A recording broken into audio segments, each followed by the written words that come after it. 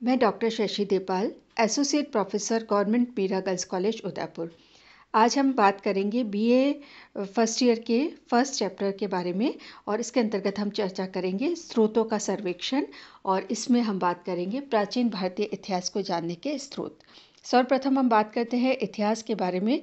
तो अतीत में घटित घटनाओं का क्रमबद्ध वृत्तांत ही इतिहास कहलाता है।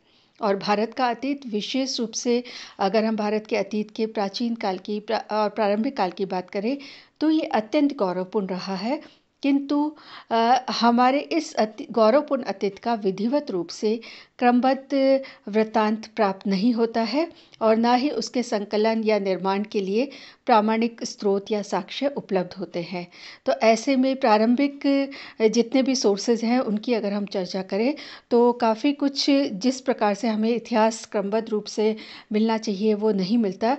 ऐसे में इतिहास लेखन प्रारंभिक इतिहास के सोर्सेज पे कई प्रकार के प्रश्न चिन्ह लगाए गए हैं, लेकिन फिर भी भारत का जिस प्रकार से भारत का अतीत और इतिहास अपने आप में समृद्ध और गौरवपूर्ण है, उसी प्रकार से जब हम इसके सोर्सेज की बात करते हैं तो इसके स्रोतों में भी हमें कई प्रकार के साक्ष्य और स्रोत मिलते हैं जिससे हम प्राचीन काल की जानकारी को प्राप्त कर सकते हैं। प्राचीन भारतीय इतिहास के स्रोतों को मुख्य रूप से अगर बात करें मोटे मोटे रूप में तो हम उसे दो भागों में विभक्त कर सकते हैं, साहित्यिक साक्ष्य और पुरातात्विक साक्ष्य। साहित्यिक साक्ष्य की अगर हम बात करें तो साहित्यिक साक्ष्य के अंतर्गत वे सोर्सेज जो ग्रंथ है, विभिन्न साहित्यिक ग्रंथ जो है, यद्यपि अगर हम साहित्यिक ग्रंथों की बात करें तो उसमें भी कई प्रकार की ऐतिहासिकता और तिथिक्रम का अभाव है। कई जगह विवरण जो है अतिशयोक्तिपूर्ण मिलता है, पूर्वाग्रह भी देखने को मिलता है। फिर भी इन ग्रंथों के से इतिहास के बारे में कई महत्वपूर्ण तथ्य उजागर होते हैं। साहित्यिक ग्रंथ जो है भारतीय इतिहास के विभिन्न पहलुओं पर जितना अधिक प्रकाश डालते हैं उनकी तुलना में काफ़ी अच्छा प्रकाश जो है ये साहित्यिक ग्रंथों के द्वारा डाला जाता है। और ऐसे में भारतीय इतिहास जो है उसके लिए साहित्यिक साक्ष्य अपने आप में महत्वपूर्ण है। लेकिन साहित्यिक साक्ष्यों की साथ साथ अगर हम बात करें तो विशेष रूप से जो महत्वपूर्ण साक्ष्य है वह है पुरातात्विक साक्ष्य। जहाँ पर साहित्यिक साक्ष्य मौन रहते हैं वहाँ पर पुरातात्विक साक्ष्य हमें बहुत सारी जानकारी इतिहास के बारे में प्रदान करते हैं। ये भी उतने ही अपना विशेष स्थान रखते हैं। पुरातात्विक सामग्री जो है उसके अंतर्गत जो है पुरातत्व या उत्खनन में प्राप्त सामग्री, अभिलेख, स्मारक, मुद्राएं और कलाकृतियाँ, मृद भांड, अन्य धातुओं के या किसी भी प्रकार के बर्तन, मिट्टी के या खिलौने या इस प्रकार की जो भी सामग्री है वो इसके अंतर्गत आती है।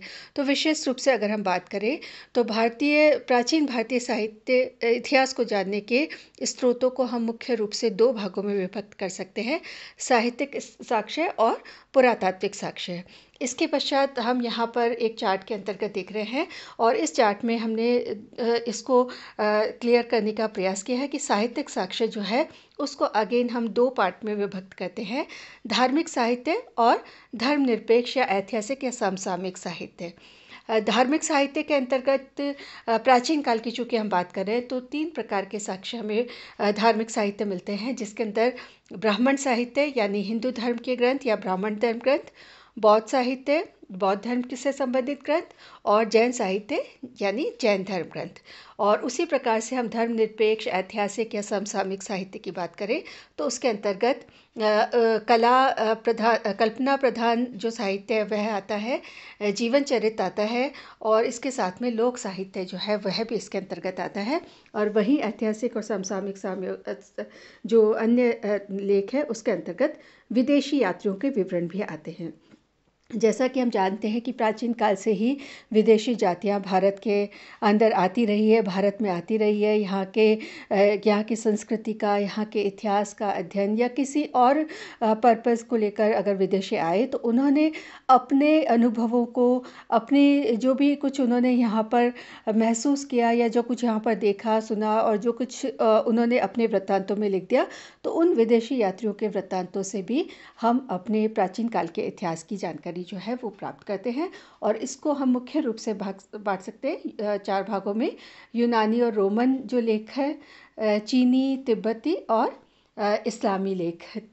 तो इस प्रकार से हम स्रोतों को इस सारणी के माध्यम से कुछ भागों में मुख्य रूप से साहित्यिक और पुरातात्विक, और साहित्य के अंतर्गत धार्मिक और ऐतिहासिक और समसामयिक सामग्री, और पुरातत्व के अंतर्गत अभिलेख, स्मारक, मुद्राएं और उत्खनन। इस प्रकार से हम इनको सोर्सेज को बांट सकते हैं। इसके पश्चात आज हम जो विशेष रूप से चर्चा करेंगे, हम आज बात करेंगे साहित्यिक साक्ष्यों के बारे में। और जैसा कि हमने बात की कि साहित्यिक साक्ष्यों को हम धार्मिक और धर्मनिरपेक्ष दो प्रकार के भागों में बांटते हैं, और इसके अंतर्गत हम सर्वप्रथम बात करेंगे जो धार्मिक साहित्य है उसकी चर्चा करेंगे। और जैसा कि हम जानते हैं कि प्राचीन काल में हिंदू धर्म के अतिरिक्त बौद्ध धर्म का उदय हुआ और जैन धर्म का उदय हुआ। तो हिंदू धर्म के ग्रंथ, बौद्ध धर्म के ग्रंथ और जैन धर्म के ग्रंथ हमें जो इतिहास की जानकारी देते हैं उसके बारे में हम यहाँ चर्चा कर रहे हैं। मानव सभ्यता और संस्कृति के विकास में धर्म का हमेशा से एक विशेष योगदान रहा है, और धर्म मानव जीवन को नियंत्रित और संचालित करने की एक ऐसी पद्धति है जिसका लक्ष्य मानव का सर्वांगीण विकास करना होता है। धर्म की इस व्यापक व्याख्या के अंतर्गत प्राचीन काल में अनेक धर्म ग्रंथों की रचना हुई।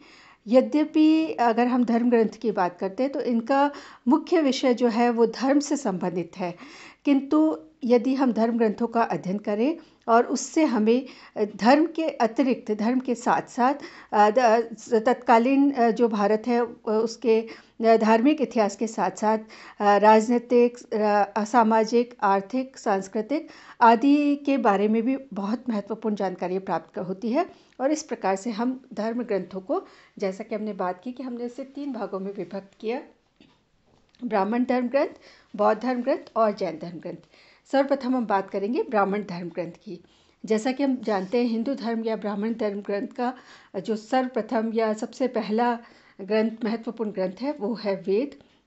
और वेद जो है, जिसके बारे में कहा जाता है कि वेद जो है इसका शाब्दिक अर्थ ही ज्ञान होता है, तो ये ज्ञान से परिपूर्ण, जो विद्य धातु से बना है और इसका मतलब ज्ञान होता है, तो वेद ज्ञान से परिपूर्ण है। और आर्यों का प्राचीनतम ज्ञान इन्हीं वेदों के अंदर संरक्षित है। वेदों की संख्या 4 है: ऋग्वेद, सामवेद, यजुर्वेद और अथर्ववेद। इनसे हमें भारत में जो आर्य आए उनके आगमन से पूर्व भारत में आने और उनके प्रसार की पर्याप्त जानकारी जो है वो हमें प्राप्त होती है। और इसी प्रकार से सामवेद जो देवताओं की स्तुति के लिए सामवेद की रचना की गई, गाने योग्य मंत्र को बताने के लिए सामवेद की रचना की गई।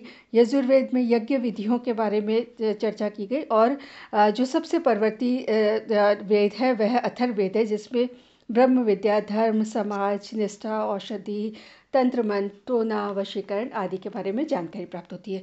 तो केवल वेद हमें धर्म के बारे में ही जानकारी नहीं देते, धर्म के साथ साथ में तत्कालीन समाज में किस प्रकार की व्यवस्था थी, किस प्रकार से समाज वर्ण में विभक्त था, समाज में किस प्रकार से लोगों के अंदर आपसी किस प्रकार का व्यवहार था, कैसा उनका भोजन, कैसी उनकी शिक्षा प्रणाली, पारिवारिक विभाजन, और हर प्रकार के एस्पेक्ट जो है वो हमें इतिहास के इन साहित्यिक जो धार्मिक साहित्य है उसके अंदर भी दिखाई देते हैं। और इस प्रकार से, चूँकि जैसा कि हमने पूर्व में बात की कि इतिहास को इस समय की जो कुछ लिखा गया उसको इतिहास की दृष्टि से, कि इतिहास जिस प्रकार से लिखा जाता है उस प्रकार से नहीं लिखा गया।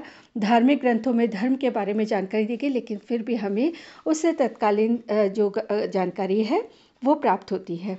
तो इस प्रकार से महत्वपूर्ण जानकारी हमें इन चारों वेदों से प्राप्त होती है। उसके पश्चात जो दूसरा महत्वपूर्ण ग्रंथ है वह है ब्राह्मण ग्रंथ। ब्राह्मण जो है ब्रह्म शब्द से बना है और इसका अर्थ है यज्ञ। कालांतर में आर्यों के यज्ञ विधान और कर्म कांड जो है बहुत जटिल हो गए, और उनकी प्रक्रियाओं को सुगम बनाने के लिए, बोधगम्य बनाने के लिए ब्राह्मण ग्रंथों की रचना हुई। और प्रत्येक वेद के अलग अलग ब्राह्मण है, जैसे ऋग्वेद का ऐत्रेय कौशतकी ब्राह्मण, यजुर्वेद का शतपथ ब्राह्मण, अथर्ववेद का गौपथ ब्राह्मण, और इस प्रकार से पंचविश और षड्विश जो है वो सामवेद के ब्राह्मण है। इस प्रकार से हमें ब्राह्मण मिलते हैं, और इनसे भी हमें राजनीतिक, सामाजिक जीवन के बारे में पर्याप्त जानकारी प्राप्त होती है। उसके पश्चात नेक्स्ट जो है वह है आरण्यक। और आरण्यक जो है अरण्य शब्द से बना है, जिसका शाब्दिक अर्थ होता है वन। यानी वनों की एकांतता में जो ऋषि मुनियों ने तपस्या की और उसके पश्चात उन्होंने जो ज्ञान मिला, रहस्यवाद जो प्राप्त किया, वह हमें भारतीय दर्शन का ज्ञान जो है वो हमें आरण्यक के अंतर्गत मिलता है। उसी प्रकार से उपनिषद जो है वह इसका शाब्दिक अर्थ है गुरु के समीप बैठकर या कान में कही गई बात। तो जो बहुत विशेष ज्ञान जो है, जो गूढ़ रहस्य, गूढ़तम ज्ञान है ऋषि मुनियों का, वो इसके अंतर्गत समाहित है। और इस प्रकार से ये ग्रंथ भारतीय संस्कृति की अमूल्य निधि है और प्राचीन आर्यों के आध्यात्मिक विकास का पूर्ण ज्ञान उपनिषदों से प्राप्त होता है। इस प्रकार से उपनिषद जो है उनसे भी हमें बहुत सारी महत्वपूर्ण जानकारियाँ जो है प्राचीन काल की धार्मिक अवस्था, चिंतन, नैतिक विकास आदि के बारे में जानकारी प्राप्त होती है। और ये जो उपनिषद है इनकी संख्या 108 है। इसके पश्चात हम बात करते हैं वेदांग के बारे में। वेदांग जो है वेदों को समझने, यज्ञों के विधान को और वैदिक मंत्रों के शुद्ध उच्चारण के लिए वेदांगों की रचना की गई।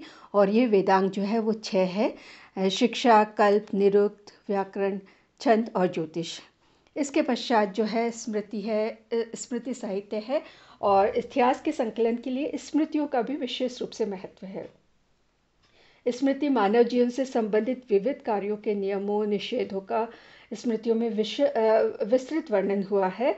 और इन ग्रंथों में प्राचीन भारतीय सामाजिक संगठन, सिद्धांतों, विधि निषेधों, प्रथाओं, रीति रिवाजों आदि का महत्व के बारे में महत्वपूर्ण जानकारी प्राप्त होती है। इस प्रकार से स्मृतियाँ भी अपना महत्वपूर्ण स्थान रखती है। और इसके अतिरिक्त हम बात करेंगे महाकाव्यों के बारे में।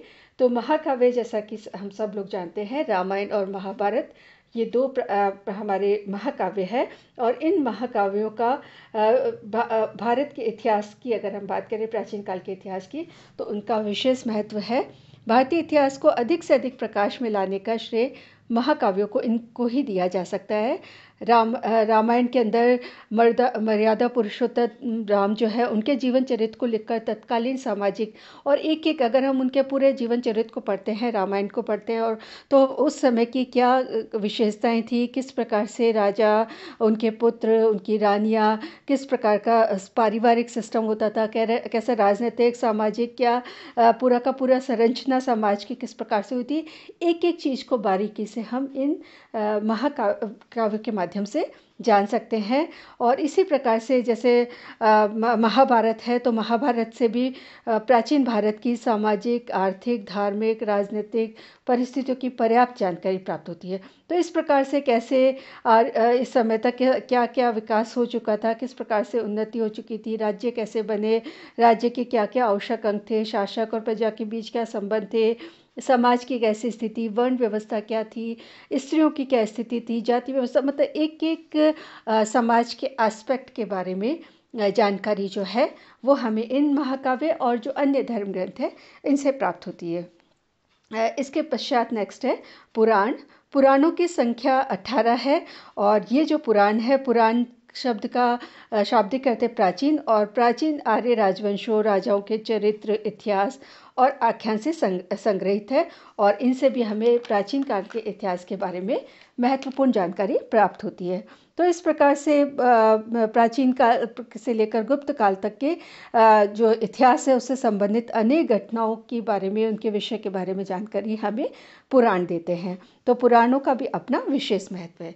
इसके पश्चात ये तो हुए ब्राह्मण धर्म ग्रंथ या हिंदू धर्म ग्रंथ। इसके पश्चात हम बात करेंगे बौद्ध धर्म ग्रंथों के बारे में। जब हम बौद्ध धर्म ग्रंथ की बात करते हैं तो 6वीं शताब्दी ईसा पूर्व में जो है धार्मिक क्रांति हुई और बौद्ध धर्म और जैन धर्म का उदय हुआ।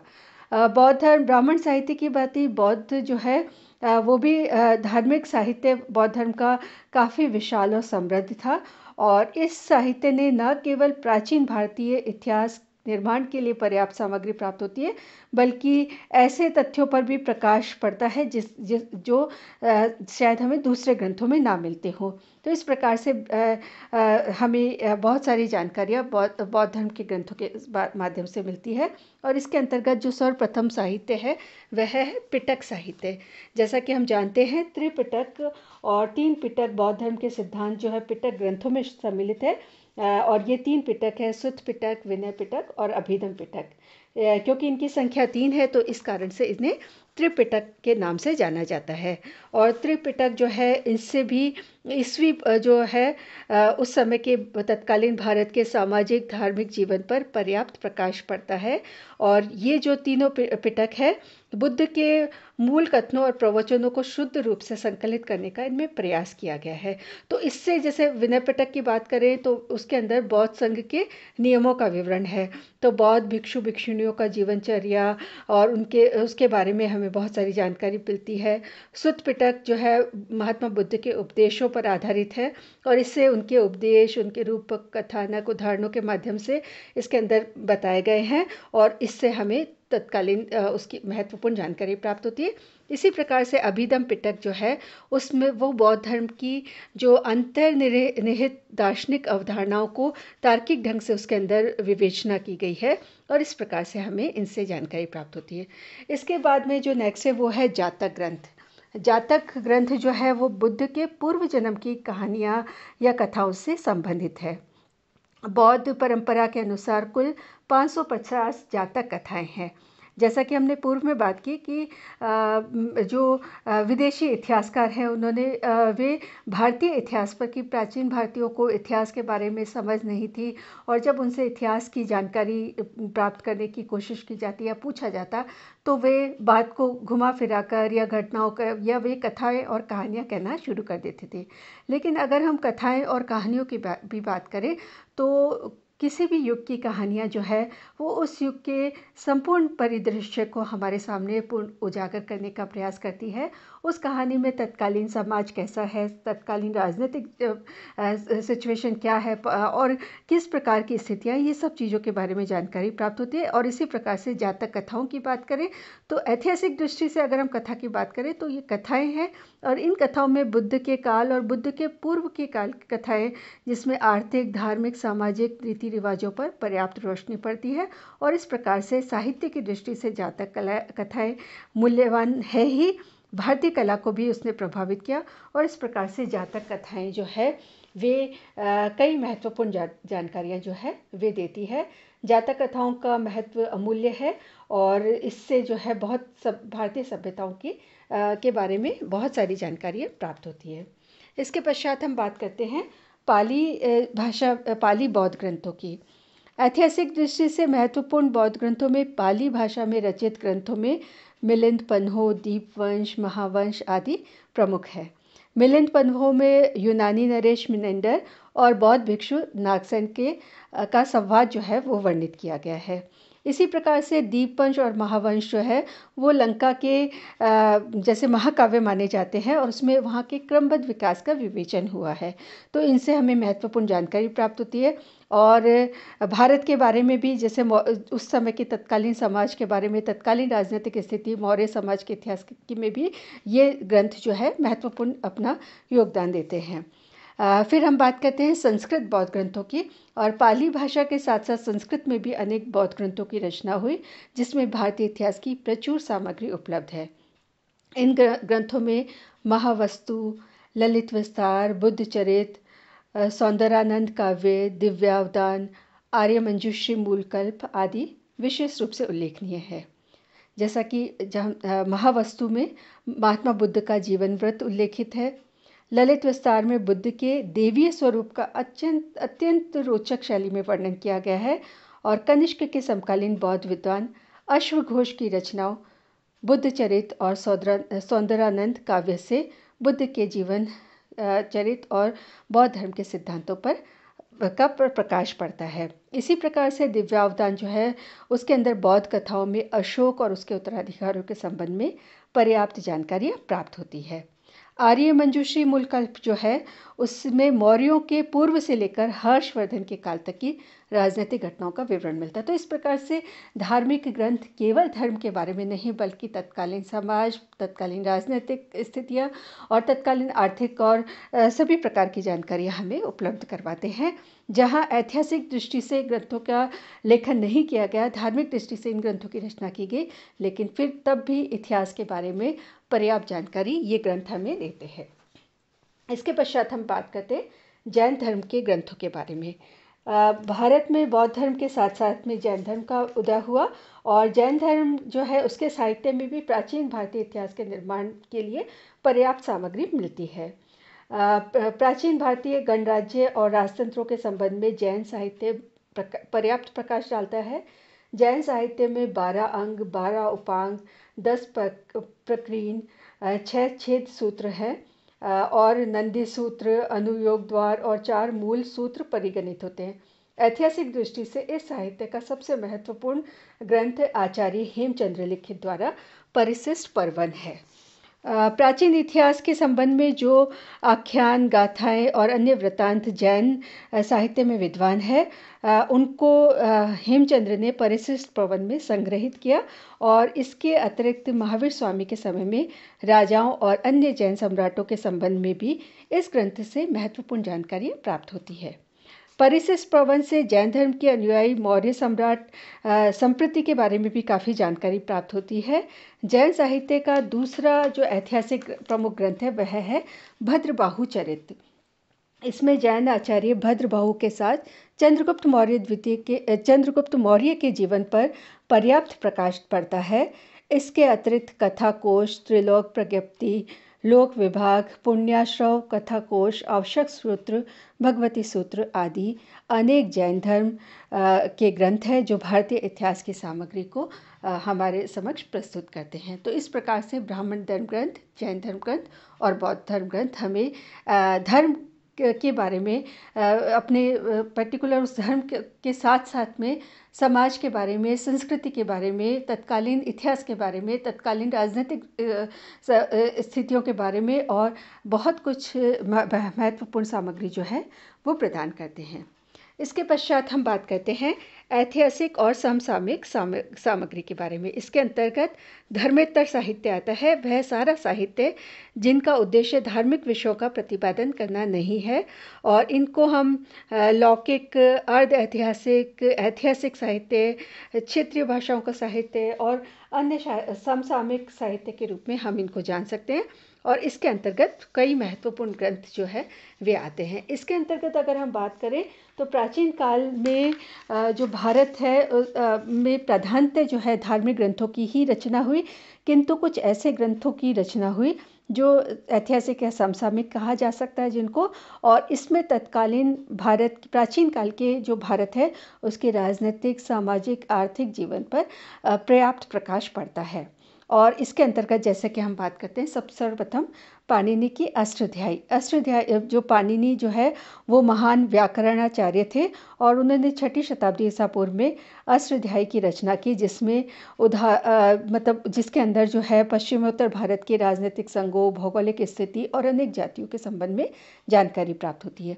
उसी प्रकार से कौटिल्य का अर्थशास्त्र, चंद्रगुप्त मौर्य के प्रधानमंत्री कौटिल्य या चाणक्य के द्वारा अर्थशास्त्र की रचना की गई, जिसमें मौर्यकालीन शासन व्यवस्था के बारे में, नीतियों के बारे में, नियमों के बारे में चर्चा की गई, लेकिन उसके साथ साथ में विधि, सामाजिक, आर्थिक स्थिति और इन सब के बारे में भी जानकारी प्राप्त होती है। उसी प्रकार से हम बात करते हैं मुद्रा राक्षस विशाखदत्त की मुद्रा राक्षस। विशाखदत्त ने मुद्रा राक्षस की नामक एक नाटक में नंद राजा के पतन और चाणक्य द्वारा चंद्रगुप्त को मगध की गद्दी पर आसीन करने का इसके अंदर वर्णन हुआ है। तो अगर हम इन ऐतिहासिक समसामयिक ग्रंथों की या साक्ष्यों की बात करते हैं तो ये हमें पर्टिकुलर इतिहास के बारे में जानकारी नहीं देते। किसी भी प्रकार की कोई कहानी है, नाटक है, उस उपन्यास है, उसके माध्यम से, लेकिन कहीं न कहीं उन घटनाओं का ज़िक्र यहाँ पर होता है और जो इतिहास की घटनाएँ जैसे हमें चंद्रगुप्त मौर्य के बारे में कौटिल्य के अर्थशास्त्र से, मैगस्थनीज़ की इंडिका से और अन्य विवरणों से प्राप्त होता है। वहीं पर मुद्रा राक्षस जो है विशाखदत्त की, वह भी इसको जो है उसको और अधिक आधार प्रदान करती है और इसके अंदर चाणक्य और चंद्रगुप्त को किस प्रकार से उन्होंने मगध की गद्दी को प्राप्त किया था, नंद शासन का किस प्रकार से पतन किया गया था, इसका नाटकीय ढंग से उल्लेख मिलता है और इससे उस घटना की और पुख्ता जानकारी जो है हमें प्राप्त होती है। और इसके पश्चात हम बात करेंगे पतंजलि का महाभाष्य। पतंजलि द्वारा जो है विशेष रूप से इसकी रचना की गई और पुष्यमित्र शुंग के काल में अयोध्या और नागरी पर हुए यवन आक्रमणों, उनके द्वारा किए गए अश्वमेध यज्ञ के संबंध में महत्वपूर्ण जानकारी इससे हमें प्राप्त होती है। इसी प्रकार से जैसे गार्गी संहिता है, इस ग्रंथ से शुंग युगीन भारत की राजनीतिक स्थिति, यवन आक्रमण के संबंध में महत्वपूर्ण जानकारी प्राप्त होती है। स्वप्न वासव दत्ता जो भास द्वारा रचित है और इस नाटक में भी में जो है 6ठी शताब्दी ईसा पूर्व की राजनीतिक स्थिति के बारे में महत्वपूर्ण जानकारी प्राप्त होती है। कालिदास का मालविकाग्निमित्र जो प्राचीन भारतीय इतिहास के लिए पर्याप्त सामग्री इसके अंदर मिलती है। इस नाटक से पुष्यमित्र शुंग और उसके पुत्र अग्निमित्र और शुंग काल में हुए यवन आक्रमण के साथ साथ तत्कालीन युग की विभिन्न अवस्थाओं की जानकारी मिलती है। बाणभट्ट की हर्षचरित 7वीं शताब्दी में लिखी गई और इसमें वर्धन वंशी जो है कन्नौज नरेश हर्षवर्धन के जीवन चरित्र, उसकी उपलब्धियों का विस्तृत विवेचन हुआ है और तत्कालीन युग के सामाजिक, आर्थिक, राजनीतिक और धार्मिक स्थिति की भी महत्वपूर्ण जानकारी प्राप्त होती है। इसी प्रकार से वागपति का गौडव्यूह, इसमें कन्नौज नरेश यशोवर्मा के दिग्विजयों का विस्तृत वर्णन मिलता है। नव सहस्रांक परिमल गुप्त द्वारा रचित इस ग्रंथ में परमार वंश की उपलब्धियों का विशद विवरण मिलता है। राजतरंगिनी, कल्हण की राजतरंगिनी, और इससे ऐतिहासिक स्रोत के रूप में कल्हण की राजतरंगिनी बहुत महत्वपूर्ण है और इसमें हमें कश्मीर के 12वीं शताब्दी तक कश्मीर के जो विशद इतिहास है उसकी जानकारी प्राप्त होती है। विक्रमांक देवचरित विल्हण के द्वारा 12वीं शताब्दी में लिखा गया और इसमें कल्याणी के चालुक्य वंश के इतिहास पर पर्याप्त जानकारी प्राप्त होती है। तो इस प्रकार से हमने यहाँ पर कुछ ऐतिहासिक और समसामयिक ग्रंथों की रचना की चर्चा की, लेकिन इन ऐतिहासिक और समसामयिक ग्रंथों से हमें इतिहास के बारे में बहुत महत्वपूर्ण तथ्यों की जानकारी जो है प्राप्त होती है। जो जानकारी हमें अन्य जो ऐतिहासिक सोर्सेस से प्राप्त होती है, कुछ जानकारी हमें नहीं प्राप्त होती वो यहाँ पर मिलती है, कुछ जानकारी हमें जो अन्य सोर्सेस से मिल जाती है उन जानकारियों को और अधिक पुख्ता ये जानकारी प्रदान करती है। तो इस प्रकार से ऐतिहासिक और समसामयिक ग्रंथ जो है वे भी अपने आप में बहुत महत्वपूर्ण है। इसके पश्चात हम बात करते हैं विदेशी विवरण के बारे में।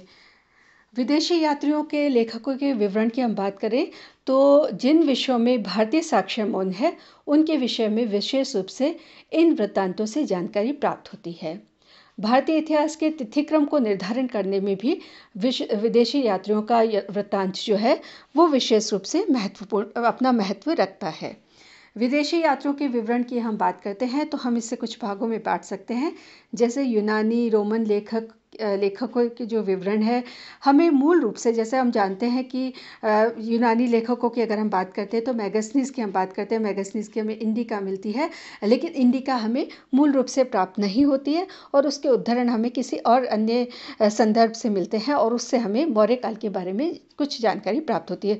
तो इस प्रकार से डायरेक्ट या इनडायरेक्ट रूप में ये जो साक्ष्य हैं ये हमें इतिहास की जानकारी प्रदान करने में मदद करते हैं, प्राचीन काल के इतिहास की जानकारी में।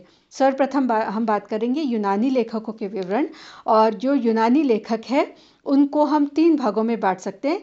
जो सिकंदर से पूर्व भारत में आए थे, सिकंदर के पूर्ववर्ती लेखक, सिकंदर के समकालीन लेखक और सिकंदर के परवर्ती या बाद के लेखक। सिकंदर के पूर्ववर्ती लेखकों में स्काइलैक्स, हिकेटियस मिलिटस, हेरोडोट्स जिसे जो प्राचीनतम लेखक और इतिहास का जनक के रूप में जाना जाता है, कार्टेशियस आदि प्रमुख है। और इनके द्वारा जैसे स्काइलैक्स जो है फारस के जो है उसके फारस के शासक के द्वारा शासक जो दारा का एक यूनानी सैनिक था, जिसे दारा ने सिंधु नदी के प्रदेश की जानकारी को लेने के लिए भेजा था, और वापस लौटकर उसने सिंधु नदी के बारे में लिखा, उसके बारे में लिखा। इसी प्रकार से हिकेटिस मिलेटिस जो है वो भूगोलवेता था, उसने अपने ग्रंथ भूगोल में स्काइलैक्स और ईरानियों के ज्ञान के आधार पर सिंधु प्रदेश की जानकारी प्रदान की। इतिहास के जनक हेरोडोट्स ने अपने ग्रंथ हिस्टोरिका में पश्चिमोत्तर भारत की अनेक जातियों का विवरण दिया है। तो इस प्रकार से सुनी सुनाई बातों पर आधारित है, कुछ बातें जो है किसी और अन्य जानकारी को कोट करके उसमें लिखी गई है। तो पूरी तरीके से हम नहीं कह सकते कि पूरी तरीके से प्रामाणिक इतिहास या एज इट इज़ हमें इतिहास के रूप में जानकारी प्राप्त होती है, लेकिन कहीं ना कहीं इतिहास की कई पुख्ता बातें या कुछ बातों को और पुख्ता करने का कार्य ये विदेशी विवरण जो है वे करते हैं।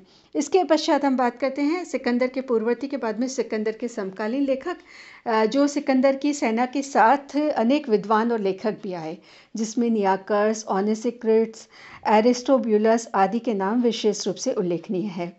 इन्होंने सिकंदर के आगमन का मार्ग, युद्ध, तत्कालीन भारत के संबंध में विवरण लिखे। इनके विवरण मूल रूप से नहीं मिलते हैं, लेकिन बाद के जो यूनानी लेखक हैं उनकी रचनाओं में इनके उद्धरण मिलते हैं। तो प्राय हम विदेशी जो इतिहासकारों की बात करते हैं, विदेशी लेखकों की बात करते हैं, मूल रूप से अगर उनका हमें जानकारी जो इतिहास है वो नहीं मिलता है, तो उसके उद्धरण हमें आगे के उसमें मिलते हैं और उससे हम कुछ जानकारी प्राप्त कर सकते हैं। और इस प्रकार से नियाकर्स सिकंदर की जल सेना का अध्यक्ष था, उसके विवरण के उद्धरण स्ट्रैबो और एरियन की रचनाओं में हमें प्राप्त होते हैं। इसी प्रकार से ओनेसिक्रिट्स जो है जहाजी बेड़े का चालक था, उसने सिकंदर की जीवनी लिखी थी। और निश्चित रूप से कोई भी जब हम इतिहास की बात करते हैं, इतिहास के बारे में महत्वपूर्ण जानकारियाँ देने वाले तथ्यों की बात करते हैं, तो हम कोई भी व्यक्ति अगर अपने किसी के बारे में, जैसे ओनेसिक्रिट्स क्योंकि सिकंदर की जीवनी लिखता है, तो निश्चित रूप से उसके द्वारा सिकंदर क्या कुछ अतिशयोक्तिपूर्ण विवरण किया होगा। तो ऐतिहासिक तथ्य उसमें लेकिन फिर भी ऐतिहासिक तथ्यों का भी समावेश उसमें दिखाई देता है। इसी प्रकार से एरिस्टोब्यूलस ने युद्ध का इतिहास में अपने निजी अनुभव लिखे और उसके उद्धरण एरियन और प्लूटार्क की रचनाओं में भी प्राप्त होते हैं।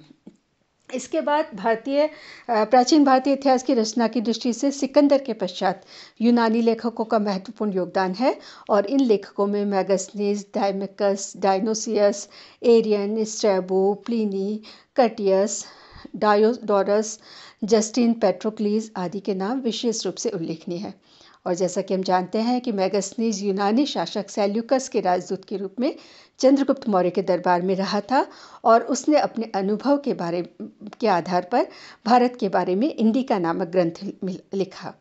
मूल रूप से यद्यपि हमें इंडिका नहीं मिलता है, लेकिन बाद के लेखकों की रचनाओं में उसके अंश और उद्धरण मिलते हैं, जिससे ऐतिहासिक जानकारियाँ पर्याप्त रूप से मिल पाती है। डायमेकस भी मौर्य शासक बिंदुसार के दरबार में सीरिया के यूनानी शासक का राजदूत था, और उसके भी उद्धरण हमें बाद में मिलते हैं। इसी प्रकार से मिस्र के शासक टॉलमी के राजदूत के रूप में भी वह डायनोसियस जो है वो यहाँ पर रहा था, और इंडिका, सिकंदर के आक्रमण के 2 ग्रंथों की रचना उसके द्वारा की गई। तो इस प्रकार से स्ट्रैबो जो है उसके द्वारा, प्लिनी के द्वारा भूगोल की रचना की गई, या अन्य ग्रंथों की प्लिनी ने प्राकृतिक इतिहास की रचना की, पेट्राक्लीज ने अपने ग्रंथ पूर्वी देशों के भूगोल में भारत के बारे में विवरण दिया, और पेरिप्लस ऑफ द एरिथ्रियन सी नामक ग्रंथ जो है उसमें भारत के पश्चिमी समुद्र तट पर स्थित बंदरगाहों में होने वाले आयात निर्यात का विशेष रूप से विवरण दिया गया। तो इस प्रकार से इन सभी ग्रंथों से काफ़ी कुछ जानकारी, चाहे वो आधी अधूरी हो या पूर्व की जो कुछ जानकारी है उसको पूर्ण करने में मदद करती हो, लेकिन कुछ महत्वपूर्ण जानकारी हमें ये विदेशी विवरण जो है वो देते हैं। इसके पश्चात हम बात करते हैं चीनी लेखकों के बारे में। चीन और भारत के मध्य अत्यंत प्राचीन काल से व्यापारिक और सांस्कृतिक संबंध रहे हैं, और बौद्ध धर्म के उदय के पश्चात और संबंधों में प्रगाढ़ता आई और बौद्ध जो विद्वान है वो भारत के जो बौद्ध तीर्थ स्थल है उनके दर्शनार्थ ज्ञान प्राप्त करने, संस्कृति का अध्ययन करने जो है वे भारत आए और उन्होंने अपनी रचनाओं में तत्कालीन भारत की राजनीतिक, सामाजिक, आर्थिक और धार्मिक स्थितियों का उल्लेख करके भारत के इतिहास में मदद की। इनमें महत्वपूर्ण रूप से जैसे सुमा चीन, चीनी इतिहास के जनक सुमा चीन ने 100 ईसा पूर्व में एक इतिहास ग्रंथ लिखा जिसमें प्राचीन भारतीय इतिहास पर पर्याप्त जानकारी प्राप्त होती है। फाहियान, जिसके बारे में हम जानते हैं, चीनी यात्री बौद्ध धर्म ग्रंथों के अध्ययन के उद्देश्य से गुप्त सम्राट चंद्रगुप्त द्वितीय के समय में भारत आया था और अपने उद्देश्य की प्राप्ति के लिए उसने 15-16 वर्ष तक भारत में भ्रमण किया और उसके पश्चात अपने देश लौटकर यात्रा वृत्तांत लिखा। यद्यपि उसके यात्रा वृत्तांत में भारत की धार्मिक अवस्था, विशेष रूप से बौद्ध धर्म पर अधिक प्रकाश डाला गया, किंतु फिर भी प्रसंगवश जो है भारत की राजनीतिक, सामाजिक, आर्थिक आदि परिस्थितियों पर प्रभाव दिखाई देता है या उसके बारे में पर्याप्त जानकारी प्राप्त होती है। इसी प्रकार से शुंग-युन जो है फाहियान की भांति चीनी यात्री था यह, और यह बौद्ध धर्म ग्रंथों का अध्ययन करने 6ठी शताब्दी में आया के पूर्वार्ध में भारत आया और उसने भी अपना कुछ वृत्तांत लिखा। वैनसांग, चीनी यात्री वैनसांग, जिसके बारे में विशेष रूप से सभी को जानकारी है, चीनी यात्री वैनसांग जो है वो हर्षवर्धन के समय में भारत आया था। बौद्ध धर्मानुयायी के रूप में वह बौद्ध धर्म ग्रंथों के अध्ययन के लिए भारत आया था और लगभग 16 वर्ष तक यहाँ पर रहकर संपूर्ण भारत का उसने भ्रमण किया और स्वदेश लौटकर यात्रा अनुभवों को लिपिबद्ध किया। उसका वृत्तांत पाश्चात्य संसार के लेख नामक पुस्तक में लिपिबद्ध है। प्राचीन भारतीय इतिहास में विशेष रूप से हर्षकालीन भारत की राजनीतिक, सामाजिक, आर्थिक, धार्मिक, सांस्कृतिक स्थितियों पर पर्याप्त प्रकाश वैनसांग का विवरण देता है। त्सिंग जो है वो 7वीं शताब्दी के अंत में चीनी यात्री था और वह भारत आया। उसने अनेक वर्षों तक नालंदा और विक्रमशिला जो विश्वविद्यालय उसमें अध्ययन किया और अपना वृत्तांत लिखा और इससे भी तत्कालीन इतिहास की जानकारी प्राप्त होती है। इसके पश्चात हम बात करते हैं कुछ मुस्लिम तिब्बती लेखकों की, और भारत जो भूमि है उस पर उदित बौद्ध धर्म का तिब्बत में भी प्रचार प्रसार हुआ। अतः तिब्बत के बौद्ध धर्मानुयायी लेखकों ने अपने ग्रंथों में तत्कालीन भारत के संबंध में कुछ जानकारी प्रदान की। इन तिब्बती लेखकों में लामा तारानाथ का नाम विशेष रूप से उल्लेखनीय है और तारानाथ ने तंग्यूर और कंग्यूर नामक रचनाओं में भारत संबंधी विवरण दिया और इससे मौर्य काल के बाद के इतिहास को जानकारी प्राप्त करने में मदद मिलती है। इसके पश्चात हम बात करते हैं मुस्लिम लेखक, जिसके अंदर विशेष रूप से अरबी और टर्की, यूनान, चीन, रोम आदि देशों की भांति अरब देशों के साथ भी भारत के अत्यंत प्राचीन काल से घनिष्ठ व्यापारिक और सांस्कृतिक संबंध रहे और व्यापार के सिलसिले में अरब व्यापारी भारत आते रहते थे और उनमें से कुछ ने अपने ग्रंथों में भारत के संबंध में जानकारी दी। सुलेमान और अबू जईद द्वारा लिखित सलसिलातु त्वारिख जो है 2 भाग में है और इसमें भारत के बारे में उल्लेख हुआ है। इब्न खुर्दाद की रचना राज्यों और राजमार्गों की पुस्तक जो है, जिसका नाम किताब उल मसालिक वल ममालिक में भारत के अनेक स्थानों और नगरों का विवरण मिलता है। अल मसूदी ने अपनी रचना मरूजुल जहव में भारतीय राजनीति, समाज, धर्म के संबंध में व्यापक विवरण दिया है। और इसी प्रकार से बहुत सारे लेखक तुर्की जो मध्यकाल के आरंभ में जब तुर्क लोग भारत में आना प्रारंभ हो गए तो उन्होंने भी अपना विवरण दिया। इसमें सबसे प्रसिद्ध अल बरूनी है जो महमूद गजनवी के साथ में भारत आया था। अल बरूनी महान गणितज्ञ और ज्योतिष शास्त्री भी था और उसने अपना विवरण तहकीकाते हिंद में दिया और उसमें 10वीं 11वीं शताब्दी की भारत की सामाजिक, आर्थिक, धार्मिक दशा पर पर्याप्त प्रकाश पड़ता है। तो इस प्रकार से विदेशी यात्रियों के विवरण जो है वे भी अपने आप में विशेष रूप से मदद करते हैं इतिहास को जानने में। यद्यपि विदेशी लेखकों के विवरण, उद्धरण भ्रमात्मक भी होते हैं, कहीं ना कहीं भ्रम में भी डाल देते हैं, अपूर्ण है, अतिरंजित है, पक्षपात से भी परिपूर्ण हो सकते हैं, लेकिन फिर भी अनेक दृष्टियों से प्राचीन भारत के इतिहास की रचना में इनका पर्याप्त महत्व है और राजनीतिक, सामाजिक, धार्मिक, आर्थिक, सांस्कृतिक दिशा की भी महत्वपूर्ण जानकारी प्राप्त होती है। और साथ ही साथ में जहाँ पर प्राचीन विदेशी लेखकों ने जो प्राचीन भारतीय इतिहास है उसके अनेक अध्यायों के निर्माण में महत्वपूर्ण भूमिका निभाई है। वस्तुतः जहाँ अन्य साधन मौन है, वहाँ ये विवरण अत्यंत सहायक सिद्ध हुए हैं। तो इस प्रकार से सभी जो ऐतिहासिक और समसामयिक ग्रंथ हैं या धार्मिक, जो धर्मनिरपेक्ष या धार्मिक किसी भी प्रकार के ग्रंथ हैं, सभी ग्रंथ जो है प्राचीन काल के इतिहास की जानकारी देने में महत्वपूर्ण अपनी भूमिका अदा करते हैं। साहित्यिक जो सोर्सेज हैं, उन साहित्यिक सोर्सेज से हम अपने प्राचीन काल के इतिहास की, प्राचीन भारत के इतिहास की महत्वपूर्ण जानकारियों को जान पाते हैं, उनके बारे में हम समझ पाते हैं। लेकिन कहीं ना कहीं भारत के इतिहास और विशेष रूप से प्राचीन भारत के इतिहास को जानने के लिए जहाँ साहित्यिक साक्ष्यों का योगदान है, वहीं पुरातात्विक साक्ष्य भी अपना महत्वपूर्ण स्थान रखते हैं। और इन पुरातात्विक साक्ष्यों के बारे में हम अगले भाग में चर्चा करेंगे।